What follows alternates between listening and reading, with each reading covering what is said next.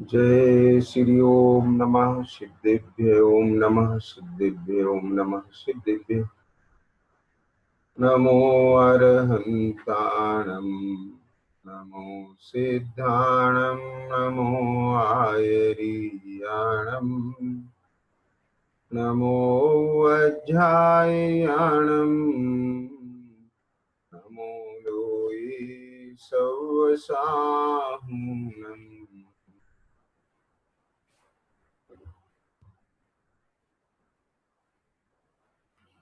मंगलमय मंगलकरण वीतराग विज्ञान नमो ताहि जाते वै अरहंतादिमान।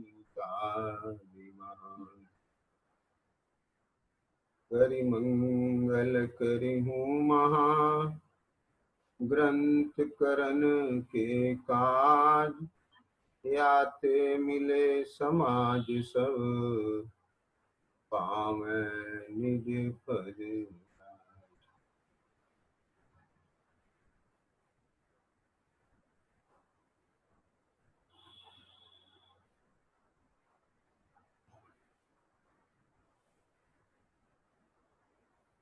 यह श्री मोक्ष मार्ग प्रकाशक जी शास्त्री है।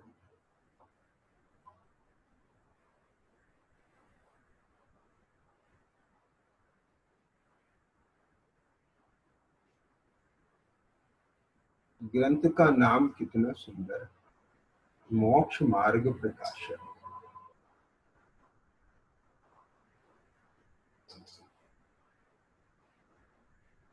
आत्म को हित है सुख सो सुख आकुलता बिन कहिए आकुलता श्री माही नताते सुमगला। जहां छेड़ाला जी में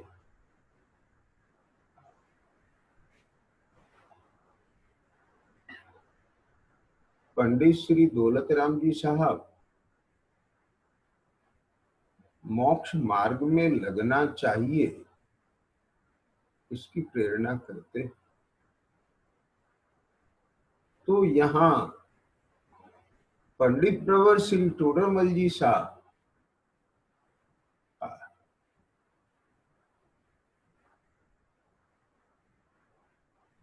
मोक्ष मार्ग का स्वरूप दर्शाने वाला नवा अधिकार ये ग्रंथ में लिखते हैं। मोक्ष मार्ग का स्वरूप वह पद्य रूप है, यह गद्य रूप है, वह लघु है, यह विस्तृत।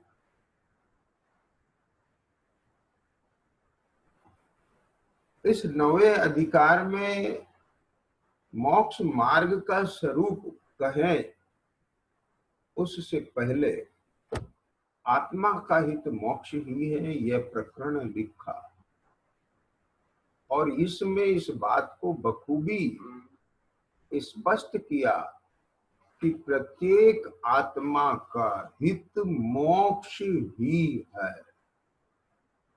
है तो हित मोक्ष ही, भले ही वह उसे हित रूप समझे या ना समझे।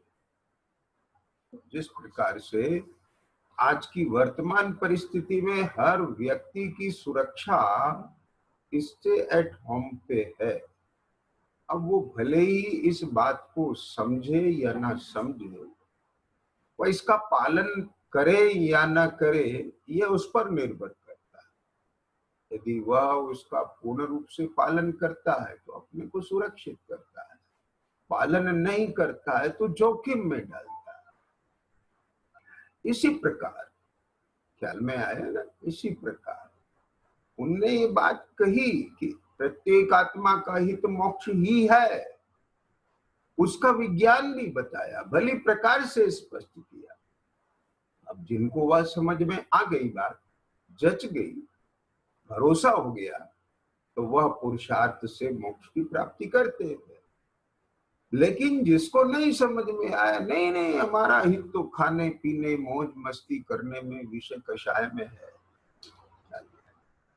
और आप कहते हो धर्म करो धर्म करो धर्म करो,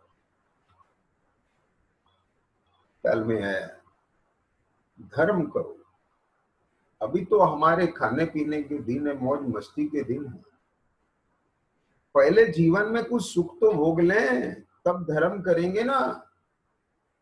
यानी वो इस बात की घोषणा कर रहे हो कि अब सुख भोग लें, जब समय आएगा तब धर्म करेंगे। माने धर्म दुख रूप है, धर्म कष्टप्रद है, यह सुख रूप है।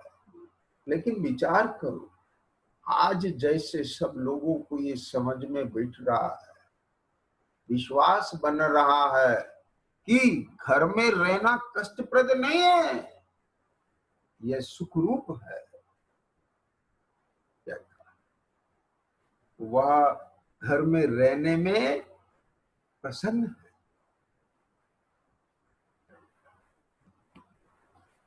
तो जिनको ऐसा लगता है कि आत्मा का ही तो मोक्ष ही है, मोह राग द्वेष के अभाव में, मोह राग द्वेष की पूर्ति में नहीं है, वह मोक्ष का पुरुषार्थ करते हैं। लेकिन जिनको नहीं लगता है, वह मोक्ष का पुरुषार्थ नहीं करते हैं, उन्हें विषय कषाय में प्रवृत्ति करनी है, उन्हें संसारिक सुख सुविधाएं चाहिए, वह मोह राग द्वेष का अभाव नहीं करते हैं, वह मोह राग द्वेष की पूर्ति करते हैं। वह मोह के स्वर में स्वर मिला के बात करते हैं, वहां मोह नाच रहा है। वह राग द्वेष के भंवर में फंसे हुए हैं, विकल्पों के भंवर में फंसे हुए। अब ठीक है, कुल परंपरा से देखा देखी संसारिक प्रयोजन के लिए किसी भी बुद्धि से वह देवगुरु धर्म के समीप आया, शास्त्र पढ़े, थोड़ा सुन लिया, अब उसमें उसको ऐसी बुद्धि बैठ गई कि जो कुछ होता है वो सब कर्म से होता है। अब उसने कहा साहब क्या करे, अभी हमारा चित्त नहीं लग रहा है, तो हमारे कर्म का ऐसा ही उदय है, हम क्या कर सकते हैं। उस प्रकरण को लेके अपनी विगत कई दिन से चर्चा चल रही। उसने प्रश्न किया कि निर्णय करने में उपयोग नहीं लगता, उसका भी तो कारण कर्म है। तो समाधान किया था, एक इंद्रिय आदि के विचार करने की शक्ति नहीं है, उसके तो कर्म का उदय है, लेकिन तेरे तो ज्ञानावरण आदि के चौपसम से निर्णय करने की शक्ति हुई है, जहां उपयोग लगाए उसी का निर्णय हो सकता है। परंतु यह अन्य निर्णय करने में तो उपयोग को लगाता है, यहाँ उपयोग नहीं लगाता। अन्य में तो लगाता है, यहाँ नहीं लगाता। तो इसमें कर्म का दोष नहीं है, इसी का दोष है। बोले सम्यक और चारित्र का घातक मोह है, जब तक उसका भाव नहीं हो तो मोक्ष का उपाय कैसे बने। तो बोले मोह का नाश ऐसे थोड़ी हो जाएगा, तो तत्व निर्णय करने में उपयोग लगा तो मोह के उपसमाधि सहज होते हैं। अब तू पुरुषार्थ से तत्व निर्णय में उपयोग ना लगाए तो फिर उसके मोह के उपसमाधि अपने आप कैसे हो जाएंगे, ख्याल में आया क्या? हाँ, इसलिए मुख्यता से तो तत्व निर्णय में उपयोग लगाने का पुरुषार्थ करना। उपदेश भी देते हैं सो यही पुरुषार्थ कराने के अर्थ दिया जाता है, तथा इस पुरुषार्थ से मोक्ष के उपाय का पुरुषार्थ अपने आप सिद्ध होगा। अब थोड़ा सा इसको और विशेष चिंतन करते हैं, इस पर विचारणा करते हैं।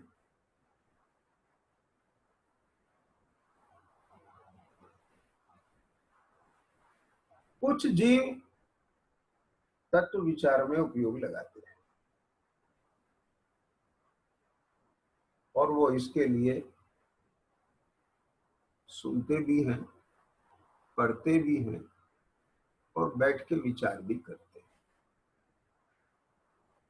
लेकिन लेकिन ध्यान देना,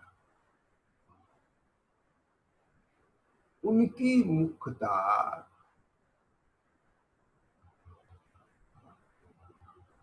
अपने मोह, राग और द्वेष के पोषण में रहती है। उसको सुरक्षित रखते हुए विचारणा करते हैं, उसको सुरक्षित रखते हुए सुन लेते हैं, उसको सुरक्षित रखते हुए पढ़ लेते हैं।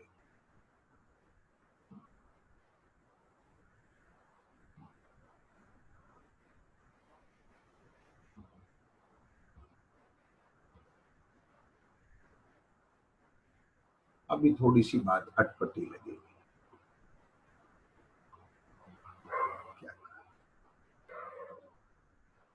इसमें जब ये पढ़ने के बाद ये लगता है कि भाई साहब बुद्धिपूर्वक तत्व विचार में उपयोग लगाओ,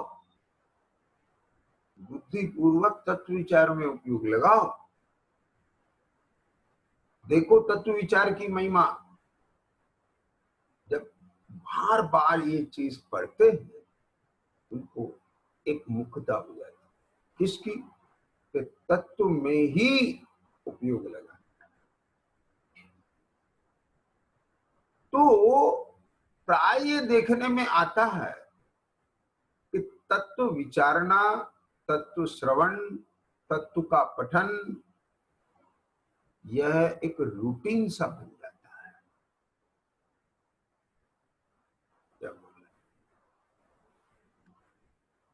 और जब ये एक रूटीन बन जाता है तो अब इसमें से कुछ निकलने वाला है।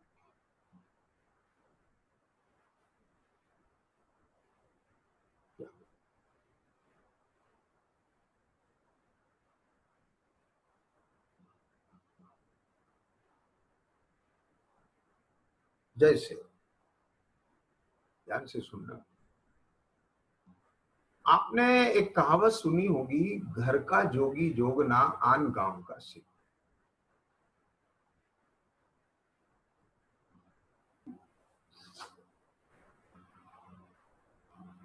क्या मतलब है इसका, पहले थोड़ा सा इस पर विचार करते हैं।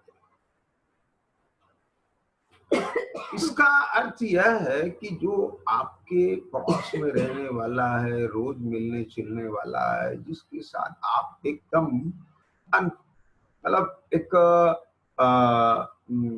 कॉमन से हो गए हैं, सहज हो गए हैं, मतलब एक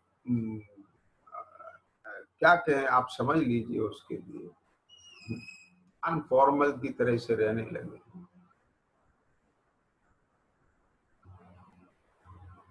अब यदि वो स्वयं में उसमें कोई प्रतिभा हो, बड़ा अच्छा कलाकार हो, बड़ा अच्छा गायक हो,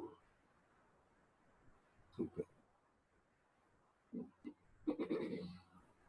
बड़ा अच्छा कोई नाटककार हो, नाटक में कला, अब आप देख रहे हैं परोक्ष रूप से उसकी आवाज सुनते हैं, बड़ी अच्छी आवाज है, ये कौन है, तो पता चलता है तो पड़ोस का ही वह राम कुमार है। अच्छा, ये वो राम कुमार है, बस एकदम से सारा डाउट। नाटक में कलाकार है, जब इसे पता चले कहीं बाहर से आया है, ओ ऐसा, तो कोई अलग इंप्रेशन लेता है, और जब पता चलता है तो अपने पड़ोस का राम कुमार है, लिख लेता है, हाँ अच्छा है, बस। आप समझ रहे हैं मैं क्या कहना चाहता हूं। तो जब कोई वस्तु एक रूटीन बन जाती है, तब उसकी महिमा नहीं बन पाती। उसके निमित्त से विशुद्धि नहीं बनती। आप मंदिर के भगवान प्रतिमा में भी जब तक आपको भगवान नजर आते हैं, आपके परिणामों में विशुद्धि अलग होती है, लेकिन जब वो एक पाषाण की मूर्ति दिखने लग जाए, आप विशुद्धि नहीं है। जब कोई आपको बड़े मुश्किल से, जिसका दर्शन दुर्लभ हो और आप लालायित हो, एक बार मिलने मिल जाए हमको, बोलने मिल जाए, हम कितनी कीमत रहती है। और दिन रात साथ रहने लगे तो अरे तुम,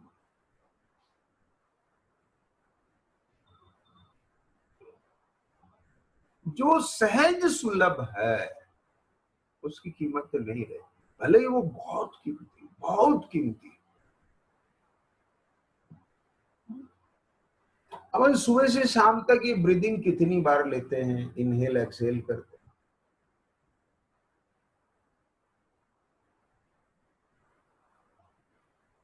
लेकिन कभी जब ऐसी स्थिति बन जाती है, वेंटिलेटर पे आ जाता है, तब इसे इनहेल एक्सहेल की कीमत से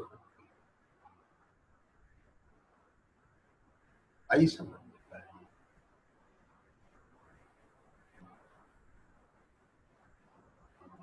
अभी भीतर में पड़ी हुई जो ये किडनी है,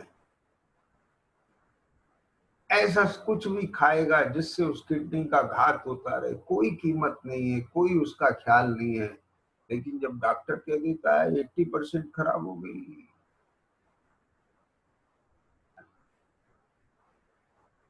अब तो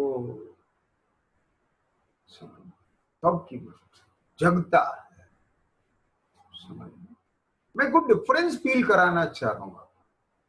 कितनी भी बहुमूल्य बात हो, लेकिन यदि उसके प्रति सजगता नहीं है, उसकी कीमत नहीं है, उसके प्रति समर्पण नहीं है, आप उससे लाभ नहीं उठा पाएंगे। दर्जी को वह कोहिनूर मिल गया, उसने सुई पोयना पत्थर नाम डाल दिया, और वो रात को तेल का दीपक ना जला के उसकी रोशनी में सुई में धागा डालने का काम करता है। इतना कीमती कोहिनूर, और बस उसके लिए इतना ही उपयोगी। इसी प्रकार इतना कीमती तत्व ज्ञान, समझ, एक एक चर्चा इतनी कीमती, यदि जरा सा भी वहां टच हो जाए इसको, एकदम भ्रम मिट जाएगा, भीतर में सम्यक्त्व का कमल खिल जाएगा। लेकिन वे सारे तत्व की बातें अब इसके लिए ऐसी कॉमन हो गई है, ये तो हम जानते हैं, ये तो हम जानते हैं। समझ आइए। अब एक आपको मैं घटना बताता हूं, उससे आपको पूरा भाव समझ में आ जाएगा कि मैं क्या कहना चाह रहा हूं। जंगल में एक मुनिराज ने ग्वाले को मंत्र दिया। ग्वाला जब उनके पास आता है, प्रभु मेरे को कुछ गुरु मंत्र दे दो, नवकार मंत्र दे दिया उसको। ये अनादि निधन महामंत्र है नवकार मंत्र। बस तू श्रद्धा से इस मंत्र को जपना, तेरा कुछ नहीं बिगड़ेगा। वो उसका सिद्ध मंत्र बन गया। शहर में सेठ के घर दूध लेके आता था। एक दिन बहुत बरसात हुई, बहुत बरसात हुई, इतनी बरसात हुई कि नदी बढ़ गई, चढ़ गई। अब वो क्या करे।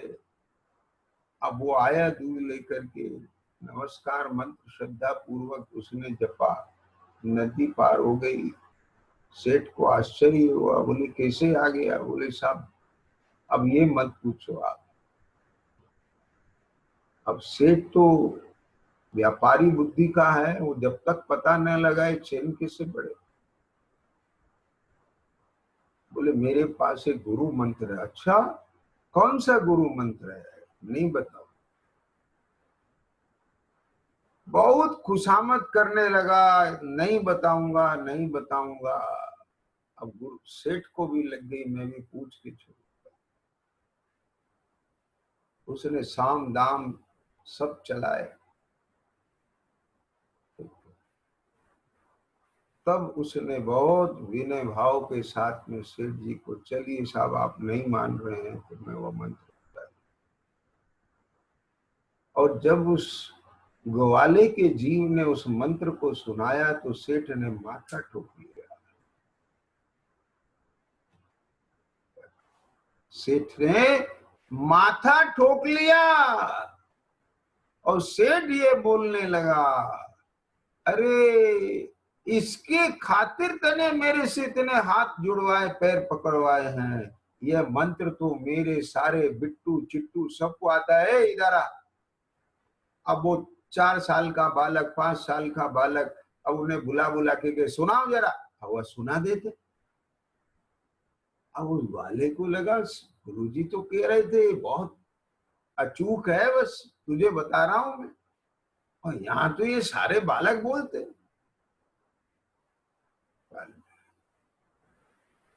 सेठ कहता है तो सबको आते। तब वो ग्वाले को भीतर में ऐसी बात हो गई, और उनने जब बात कही तो फिर उसको भैया एक रत्न दिया गया, जा इसकी कीमत लगा के आ।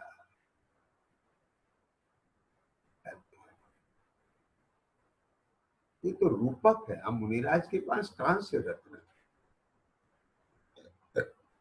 ठीक है, अब उसने वह रत्न जिसे जिसे भी दिखाया, किसी ने कीमत कुछ लगाई, किसी ने कुछ लगाई, किसी ने कुछ लगाई। और जब जोरी की दुकान पे गया तो जोरी ने पकड़ के कहा, ये रत्न बता तेरे पास कहां से आया। बोले क्यों? बोले इसकी इतनी कीमत है कि मेरे पास देने के लिए पैसा नहीं है, वापस आया, क्षमा करे भगवान, मैंने आपके दिए हुए मंत्र के प्रति अवज्ञा की, मेरे ऐसे भाव बन गए कि ये तो सबको आता है, कॉमन सा है, इसमें क्या विशेषता है। लेकिन मुझे समझ में आ गया है कि ये रत्न कितना कीमती है, लेकिन साग भाजी वाला उसकी कीमत क्या जाने।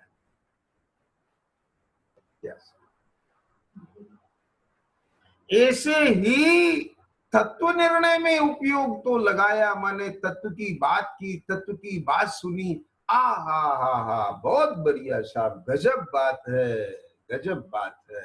और भीतर में वही पसरा पड़ा है उसके लिए।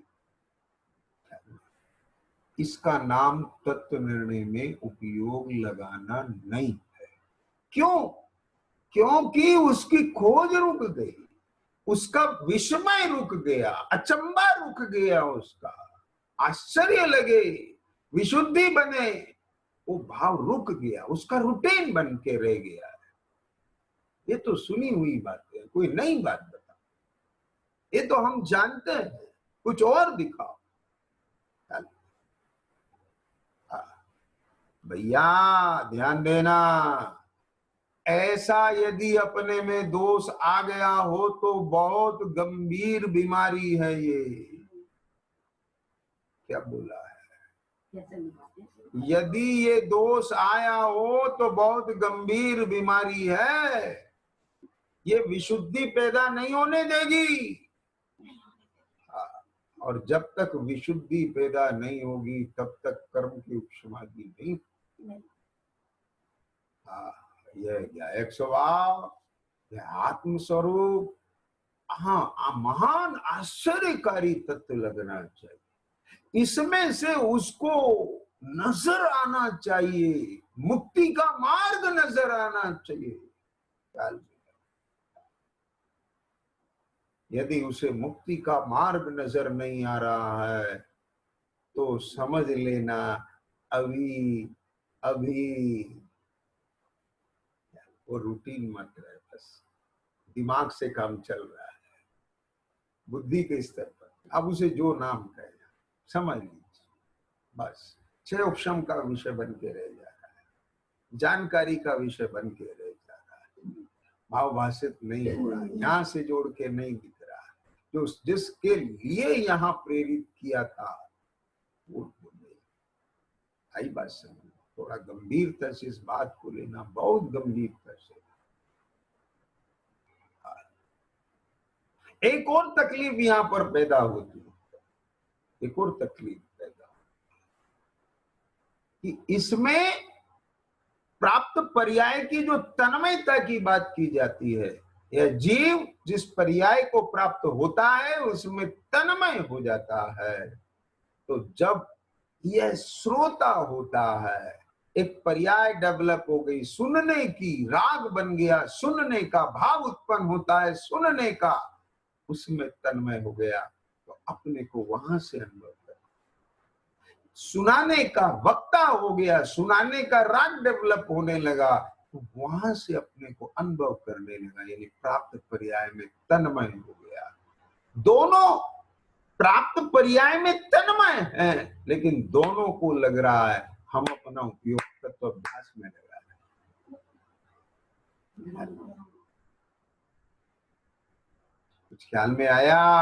अरे तत्वाभ्यास में लगाने का अर्थ यह नहीं है कि उसमें तन्मय हो जाना, उस रूप अपने को देखना और वहां से देख करके अपना अहोभाव लाना।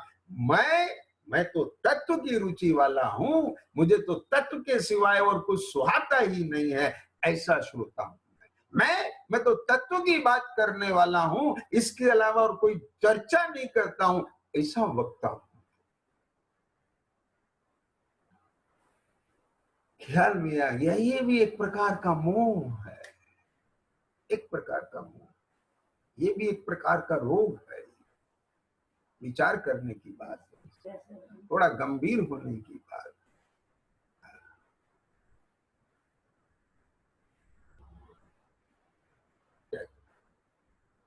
एक पक्ष बन जाता है, अपने आप को थोड़ा सा दुनिया से अलग दिखने लग जाता है।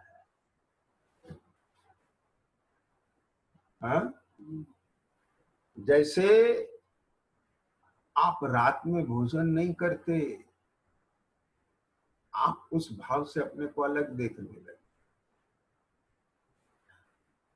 जो रात में भोजन करते हैं आप उनसे अलग देखते हैं अपने आप, मैं हम अलग कैटेगरी है।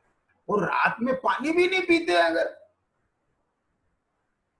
पानी पीने वालों से अलग से, जमीकन में नहीं खाते तो और थोड़ा सा, यानी जिस बारे में आपको त्याग है ना, जिस चीज का आपको त्याग है ना, वहां ऐसा अहम बनता है कि उस भाव को लेके अपने को सुपर मानते हैं, अलग देखते हैं। हाँ, बात पकड़ में आई ना मैं क्या कहना चाह रहा हूं? ये सब की बात है, जिसमें जो भी विशेषता, लेकिन प्रभु यह आत्मा की विशेषता नहीं, चेतन की विशेषता नहीं है। तू प्राप्त पर्याय में तन्मय हो गया, तेरी खोज बंद हो गई।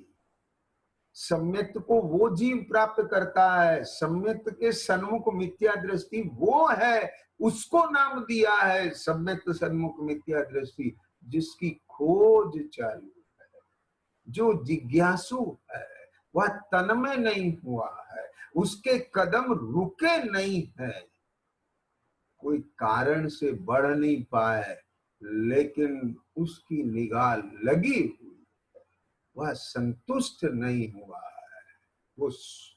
वो क्या कहें, है जैसे क्या कहते हैं उसको, हाँ है ना, कुछ लोग अच्छे काम करते हैं, उनके भीतर में तब तक रहता है, तब तक ये रहता है कि कोई दुखी नहीं हो, कोई दुखी नहीं हो, सबके भले के लिए ऐसा ऐसा ऐसा परोपकार के भाव से लगते हैं। लेकिन जब उनका वो परोपकार का भाव दुनिया को दिखने लग जाता है, तब तब सारी दुनिया उनका अभिनंदन करने लग जाती है। और जब उसे अभिनंदन का रस लग जाता है, तो परोपकार का रस ढीला पड़ जाता है। समझ आ गया। परोपकार का रस ढीला पड़ गया। कैसे कहते हो कि अभिनंदन समारोह में ज्यादा उसके एंगेजमेंट होने लगे, अपॉइंट क्या कहते हैं उसको, है, और वहां से उसका काम कम। जिसके फल में ये मिल रहा है पुरस्कार, जिसके फल में पुरस्कार मिल रहा है, वो कार्य छूट गया। आया कुछ ख्याल में? वो नहीं छूटना अपना कार्य। निरंतर भीतर में निगाह बनी रहनी है, निगाह बनी रहनी है, निगाह बनी रहनी है। अंदर में सर्चिंग चलते रहना है, चिंतन चलते रहना है, विश्लेषण चलते रहना है। ख्याल में आया कि नहीं आया? यदि ध्यान से सुनना, जिनको अभी मार्ग नहीं मिला है, जिनको अभी मार्ग नहीं मिला है, उनके भीतर में मार्ग ढूंढने की बात चलती है। जिनको मार्ग मिल जाता है, उस मार्ग पर चलने के लिए भीतर में उल्लास बढ़ता है, उत्साह रहता है। भैया यह श्रम का मार्ग है। श्रमण दशा भी श्रम के लिए अंगीकार की जाती है। क्या बोला? हाँ जी, निठल्ले बैठने के लिए नहीं की जाती। क्या कहना चाहते हो? मुनिराज करते क्या है? वो श्रम करते हैं, पुरुषार्थ करते हैं। इसीलिए उन्होंने वह मुनि दशा अंगीकार किए। ये गृहस्थ घर में जैसे बच्चा पढ़ाई नहीं कर पाता पूरी तरह से, तो वो कहता है मुझे हॉस्टल में भेज दीजिए, क्योंकि वहां का माहौल यही है। वहां 24 घंटे पढ़ने वाले ही रहते हैं, उनका संग यही है। वे पढ़ने वाले संग रहते हैं, लेकिन पढ़ाई अलग अलग है। इसी तरह से जो मोक्ष मार्ग के आराधक हैं, वह कहते यहाँ भैया गृहस्थी में तो बहुत विकल्प हैं। अब हम इन विकल्पों से छूट करके निर्विकल्प हो करके श्रमण दशा अंगीकार करके 24 घंटे इसी कार्य के लिए लग के कमर कस के श्रम करने के लिए जाते, पुरुषार्थ करने के लिए। आई बात समझ में कि नहीं? जब तक पूर्ण दशा नहीं मिल जाती, तब तक प्रत्येक पर्याय में पुरुषार्थ की बात है। हाँ, प्रमादी होने के लिए नहीं है। पंडित तोरमल जी साहब ने यही लिखा है इसी ग्रंथ के अंदर, जैसे वो शक्कर और घी खाके प्रमादी होकर के बस पड़ा है, ऐसे यह थोड़ा बहुत जान करके बस आलसी बना, पुरुषार्थहीन होकर के अपने को समझता है मैं ज्ञानी। कुछ बातें सी बना लेता है, कुछ विचार सा कर लेता है, सूना सा बैठ जाता है, उसको अपना विचार करके मैं देह से भिन्न आत्मा हूँ, ये भिन्न है, ये भिन्न है, बस। और बस अपने विकल्पों की पूर्ति के सुख को भोग लेता है। ये मेरे आत्मा का आनंद है।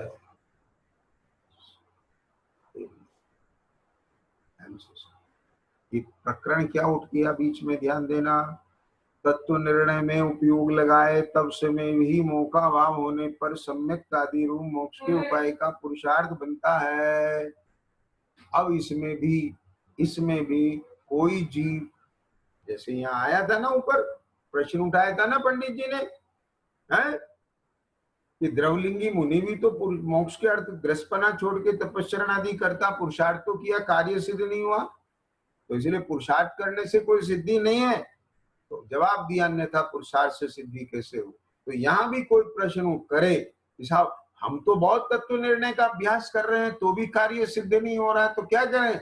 बोले जिसे तो तत्व निर्णय में उपयोग लगाना कहता है, वो तत्व निर्णय में उपयोग लगाना नहीं।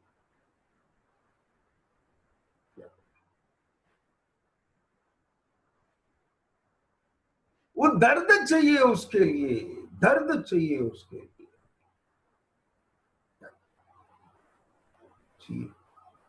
दर्द चाहिए। जैसे करुणा, जिसके भीतर करुणा होती है, पीड़ा होती है, दर्द होता है, उससे परोपकार होता है।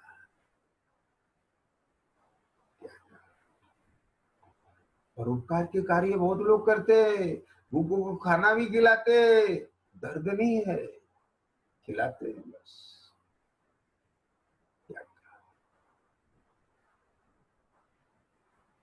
वो करुणा चाहिए, यहां वो भाव चाहिए। क्या बोला है, हे प्रभु।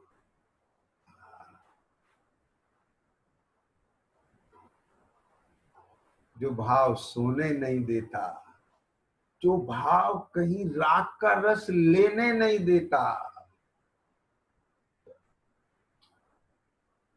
वो भाव चाहिए।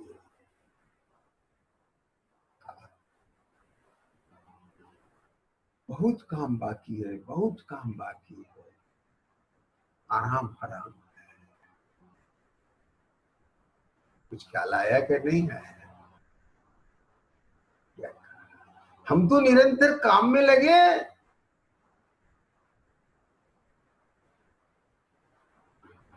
लगे हैं ना काम में। देखो, सवेरे 2 घंटा ये करते हैं, 4 घंटा ये करते हैं, 2 घंटा दिन में ये करते हैं, शाम को करते हैं, रात को करते हैं। बस अब देखो, 6-7 घंटा तो सोना भी बहुत जरूरी है। हर समय लगे ही हैं, बस एक ही काम है हमको। तो बाकी तो हमने सब काम भी बंद कर दिए हैं, कमाना खमाना सब छोड़ दिया है, बिल्कुल निवृत्ति ले ली है। हर समय यही काम है, बस दिन रात। कैसा, बात तो सच्ची है, दिन रात यही है। लेकिन ये बताओ, भीतर में कुछ फिक्र है, पीड़ा है, हैं? कहीं लग रहा है बहुत काम बाकी है। हाँ, समझ आया। मैंने भीतर में जो अपना मोह पल रहा है, प्रमाद पल रहा है, ये राग आदि की इस पे खड़े हुए हैं यहाँ पर। शत्रु से नहीं लगते, रोग से नहीं लगते। या शरीर में कोई रोग हो और उस रोग को मिटने की निरंतर निरंतर भीतर में दांत में फंसे हुए तिनके की तरह से जैसे जीव जाती है, ऐसे ही चित्त के अंदर उसकी विचारणा ना चलती हो। इसका मतलब क्या है? विचेत पड़ा है। हाँ, यदि तेरा तत्व निर्णय में उपयोग लगना माने क्या? तत्व निर्णय में उपयोग लगने का अर्थ यह नहीं है कि उपयोग को यह विषय दे दिया आपने, बस मात्र उपयोग को यह विषय देने का अर्थ यह नहीं है। मैं आपसे पूछता हूं, जो मीटिंग बुलाते हैं, मीटिंग नाम समझते सब। आज भी जैसे देश में संकट है तो मंत्रियों की मीटिंग बिठाई है, तो उसमें क्या होता है? विचार विमर्श होता है। तो क्या होता है? निर्णय लिया जाता है, नीति निर्धारित की जाती है। ऐसे ही घर में कोई बात आए तो सब लोग बैठते हैं, मीटिंग बैठाई, ठीक बात। तो ऐसे मैं पूछ रहा हूं, तो उस मीटिंग में बस कुछ तो भी कर दो, उसके लाभ हानि सब आगे पीछे दूरगामी और हर चीज को ख्याल में लेना।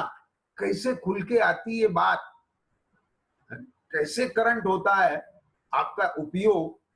और फिर उसमें अकेला दिमाग से नहीं लिया जाता है निर्णय, बुद्ध हृदय से भी लिया जाता है। केवल व्यावसायिक निर्णय नहीं होता है, मानविक भाव भी उसमें लिए जाएंगे। आप समझ गए? आज सरकार में यही तो स्थिति हो रही है। और केवल आर्थिक दृष्टिकोण ही ध्यान में रखेगी तो कामयाबी नहीं होती, केवल सामाजिक दृष्टि कोई रखेगी तो नहीं होती, केवल जातीय समीकरण कोई रखेगी तो नहीं होती है।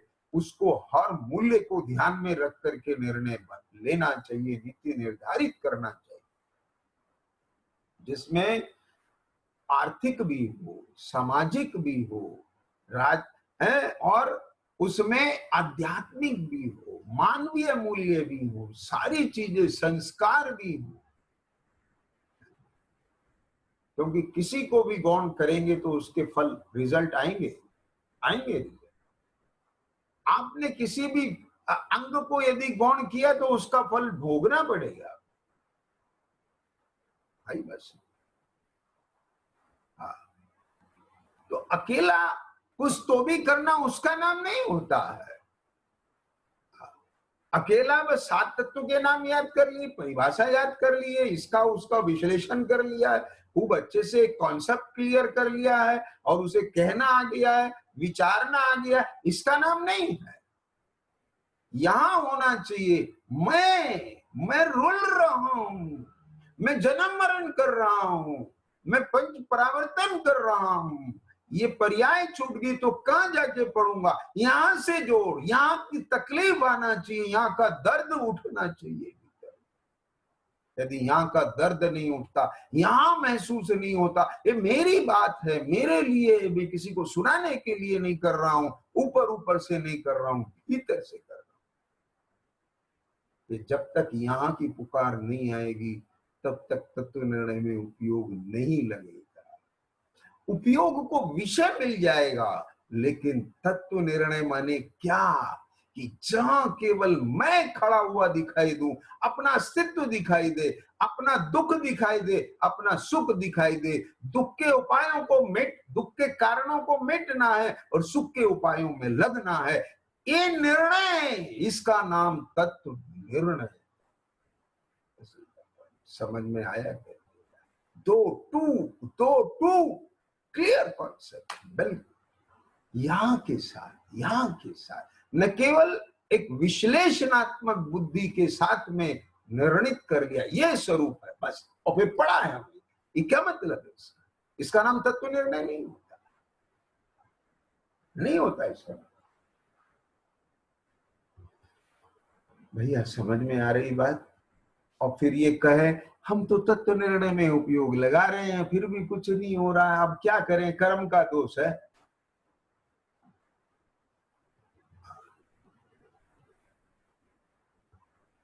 तेरा दोष है, क्या मतलब? अब आगे देखो क्या कहते हैं, ये तेरा दोष है, तुझे अपने राग का पोषण करना है, तुझे अपने विषय कषाय की पूर्ति करना है और मेहनत रहना। अब उसकी एक मेहनतता और खड़ी हो गई, हम मुमुक्षु, हम आत्मार्थी, हम आराधक, हम साधक, ख्याल में आ गया, हम आत्मरुचिवान। देखो हमको कुछ पसंद नहीं,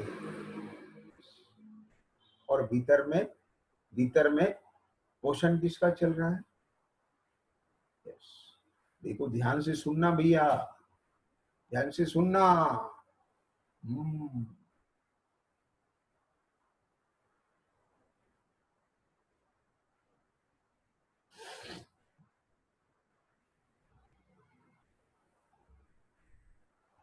एक जो उदाहरण लेकर के अपन सवेरे भी उसे इस्तेमाल कर रहे हैं, शाम को भी इस्तेमाल कर रहे हैं, वो उसी का फिर मैं आलम्बन ले रहा हूँ। वो जो बालक है, उसके जो भीतर में वासना पड़ी है, वहां उसका कोई आकर्षण है, समझ आ गया? कुछ भी हो सकता है, बस केवल मैं कह रहा हूं आकर्षण है। अब वह भले ही वैलिड रीजन लेकर के उस घर जाता है, लेकिन वहां जाने पर भी यदि वह उस आकर्षण से ग्रसित है, उस आकर्षण का पोषण करता है, उसमें भी भले ही वो वैलिड के लिए जा रहा है तो भी वह इनवैलिड है।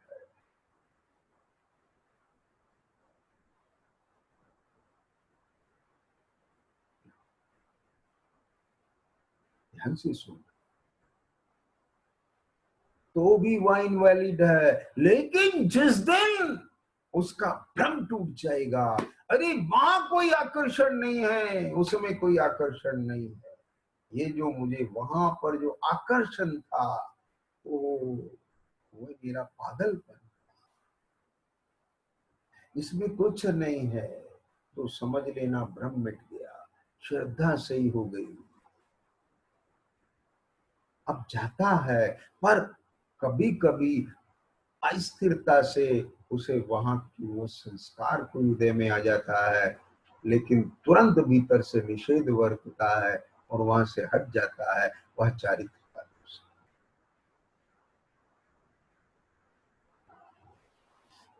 लेकिन भीतर से यदि निषेध नहीं है तो श्रद्धा का दोष है।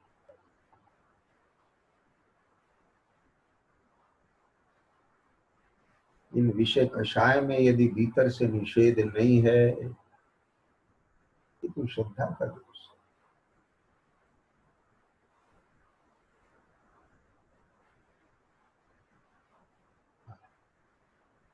गहराई से देखना चाहिए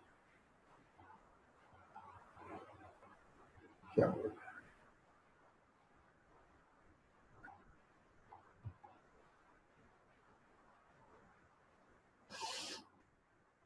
पोषण किसका कर रहा है? पोषण किसका, रुचि किसकी? पर द्रव्यन से भिन्न आप में रुचि समझे। रुचि, इसको रुचि नहीं कहना भैया।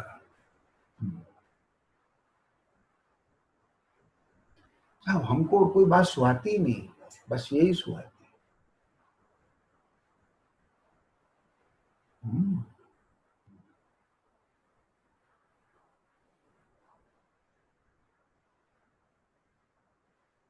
केवल इतनी बात से ये मान लेना कि हमें तो इस आत्मा की रुचि है, एक पर द्रव्यों की रुचि नहीं है, ये इतना मान लेना मेरे विचार से ये पूर्ण नहीं है। कुछ और भी पैरामीटर्स लगाना चाहिए इसे, क्योंकि कभी कभी ऐसा भी लग सकता है कि हमें लग रहा हो कि हमें इसकी रुचि है और भीतर में रुचि विषय कषाय की।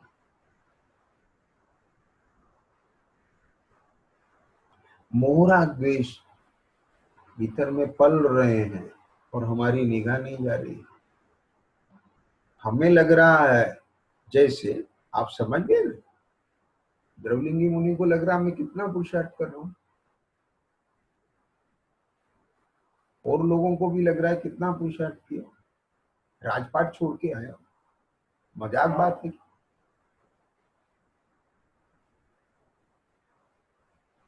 समझ रहे हो बात को? और सुन, उन्हें तो राजपाट छोड़ा, यहाँ तो कुछ भी नहीं छोड़ा।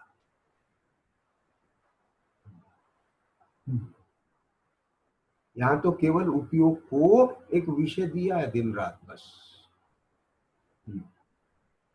इतने में संतुष्ट है।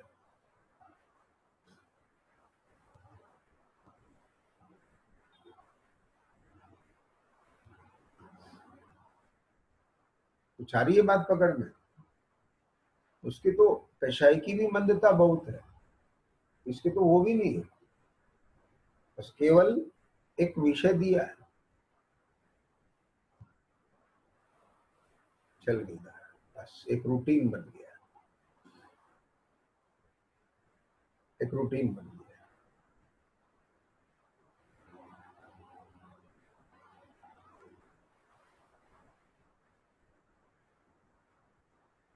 प्रभु एक बात बताओ, क्या मूर्ति प्रतिष्ठा के लायक हो गई?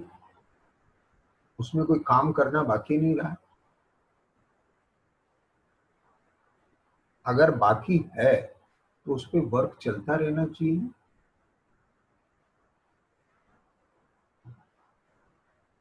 अब आप कहेंगे तो वर्क चलता रहेगा तो गुण स्थान बढ़ जाएंगे, इस भूमिका में तो ऐसे ही चलेगा। बराबर, बहुत अच्छी बात। परंतु भाई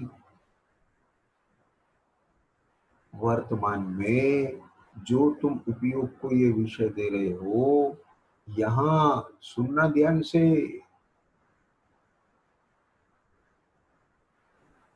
अपने घर वालों को ही भोजन करा रहे हो,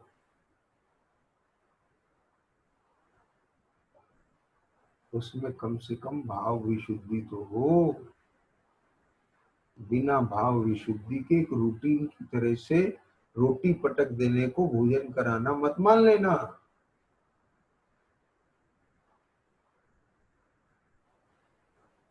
गुणस्थान चौथा है,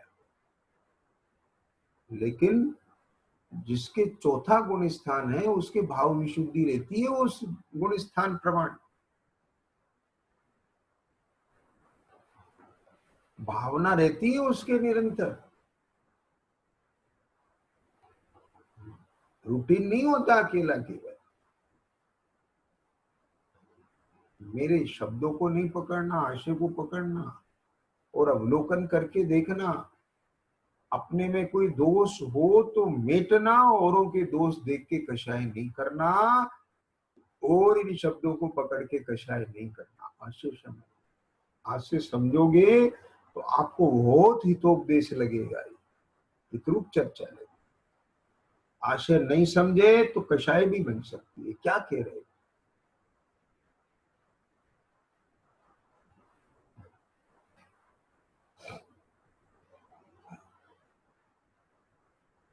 अरे प्रथमान योग पढ़ो, उसमें भी विशुद्धि पूर्वक तत्व निकल के आना चाहिए। तत्व निकलना माने क्या? अपना दोष ख्याल में आना, गुणों के प्रति बहुमान आना, गुणियों के प्रति बहुमान आना। गुणियों के प्रति और गुणों के प्रति बहुमान आना भी दोष पर कुठाराघात करता है।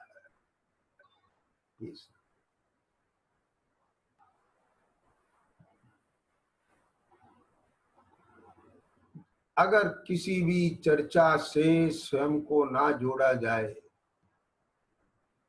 तो आपको लाभ क्या मिला उसका? बस ये है। आपने क्या कमाई की?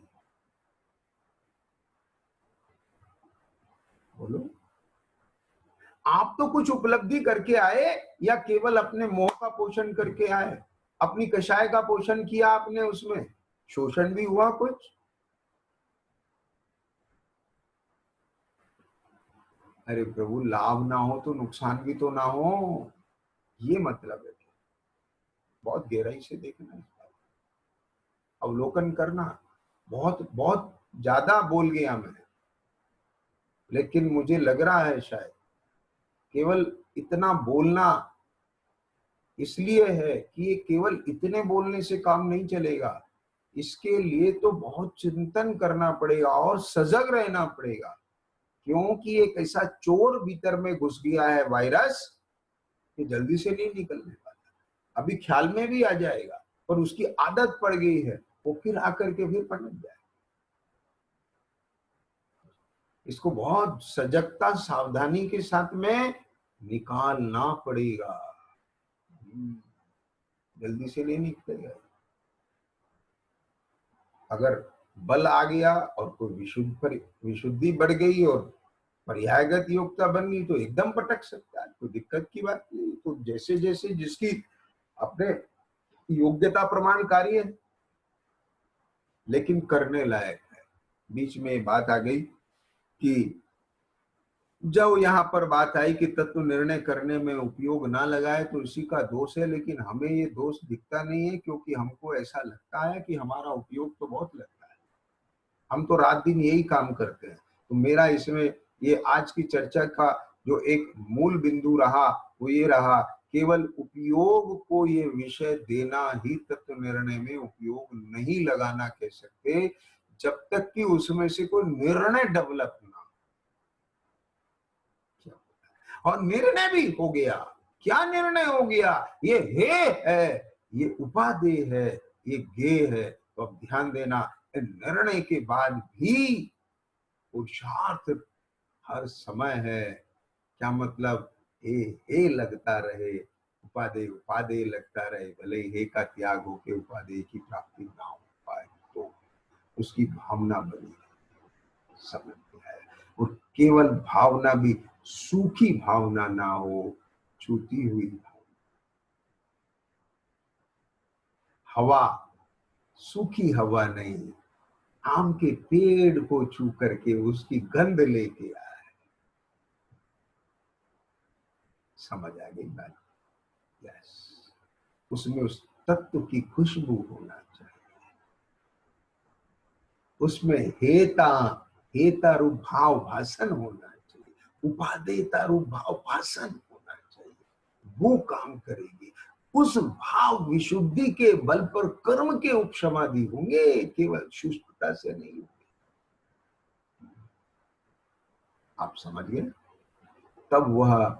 तब वह दर्शन मोह भी स्वयं उपशम को प्राप्त होता है, और सम्यक्त होने के बाद चारित्र मोह का भी स्वयं उपशम होता है। बता दिया महाव्रता, पूर्ण उसका क्षय होता है। ये तब होता है यदि भाव विशुद्धि नहीं बन रही है और भाव विशुद्धि पूर्वक नहीं चल रहा, वो अकेले सूखे से काम नहीं बनेगा। आई बात ख्याल में? यानी तू पूजन किसका कर रहा है, संवेदन किसका कर रहा है, तेरे भीतर में पल कौन रहा है, दूध किसे पिला रहा है? आस्तीन में सांप तो नहीं है जिसे दूध पिला रहा हो।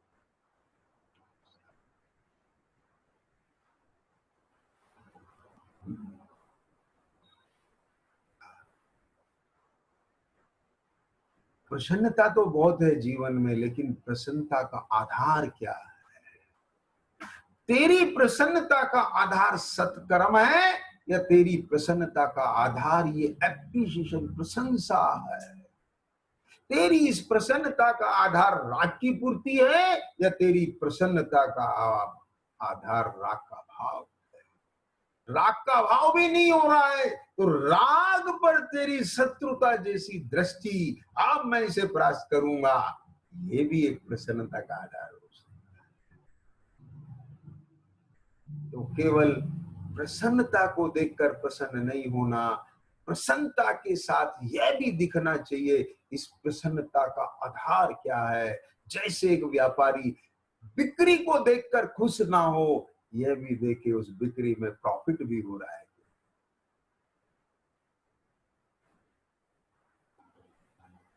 आई बात समझ में? हाँ। केवल बड़ी बिल्डिंग, मोटर गाड़ी लाड़ी, इसको देख करके अनुमान लग सकता है ये बहुत धनवान है, लेकिन जरूरी नहीं है। हो सकता है साल भर बाद सबके सामने आ जाए दिवाली। खुद की पूंजी होना चाहिए। बहुत बिक्री थी लेकिन मुनाफा नहीं। प्रशंसा, वो प्रसन्नता तो जीवन में बहुत है, लेकिन उस प्रसन्नता का आधार कर्म था, उस प्रसन्नता का आधार भेद ज्ञान नहीं था, उस प्रसन्नता का आधार तत्व निर्णय नहीं था, उस प्रसन्नता का आधार स्वतत्व। इसलिए वह स्वतत्व बने, स्वयं अपने लिए करे और अपने से जुड़ करके करे, और वहां वो भाव उत्पन्न हो, वो भाव समझ आए जी। एक पढ़ाई औरों के इलाज करने के लिए की जाती है, एक पढ़ाई पैसा कमाने के लिए की जाती है। अरे डॉक्टरी की पढ़ाई कह रहा हूँ, वैद्यगिरी की पढ़ाई कह रहा हूँ। एक पढ़ाई इस भावना से की जाती है, मैं वैद्य बन करके दुखियों का दुख दूर करूंगा। दुख दूर करेगा, पैसा तो देंगे ही, लेकिन भाव मुख्य क्या है? इनके दर्द का निवारण करना। एक का पैसा कमाना, एक का ये मेरे बेटे को रोग है, उस रोग का निवारण करना है, मुझे खुद करना है। समझ, ये मेरा व्यक्तिगत मामला है।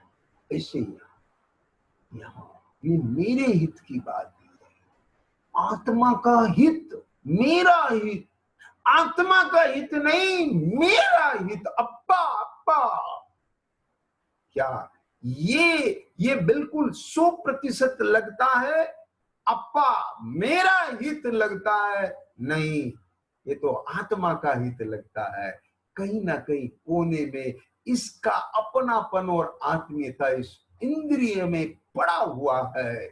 इसलिए अब आत्मा की तो बात हो गई, अब हमारी बात चालू होना चाहिए। बस देखो, धर्म के लिए इतना ही समय बहुत है भैया, इससे ज्यादा आ गया ना सामने।